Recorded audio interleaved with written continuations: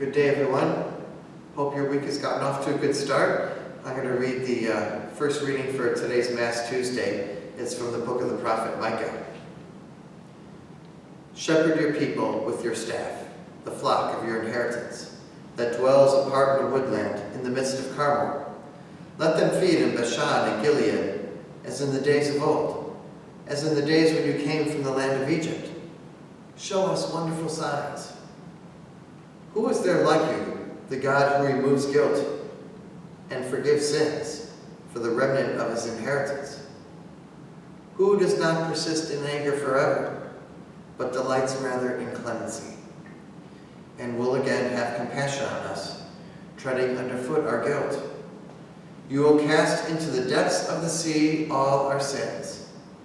You will show faithfulness to Jacob and grace to Abraham, as you have sworn to our ancestors from days of old. The word of the Lord. You know, during World War II, there were a lot of horrible things, and it's probably one of our planet's blackest times and darkest times. But there are always these little pinpoints of light that shows that God is still there. And I want to share with you one of those. It involves a teenager from the Netherlands. He was Dutch, and he was going to be killed. But he was in a prison camp, concentration camp, and he tried to escape. And so he did not succeed in escaping, so they caught him, and they're going to kill him.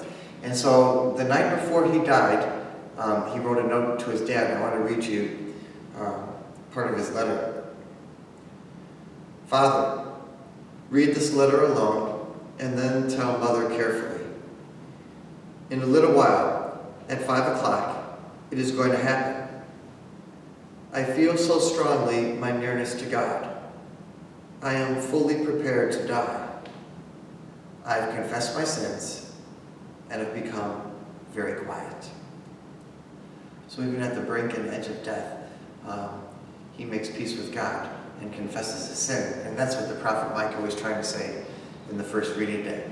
You know, God has clemency, God has leniency, and that God is willing to forgive our sins. We just got to be able to confess it. And so the line that kind of stuck out for me in that first reading was that God's anger does not last forever. All right? God doesn't hold grudges. God keeps his promises. And so when God says, I forgive you, we're forgiven. You know, the hard part sometimes is we don't want to forgive ourselves.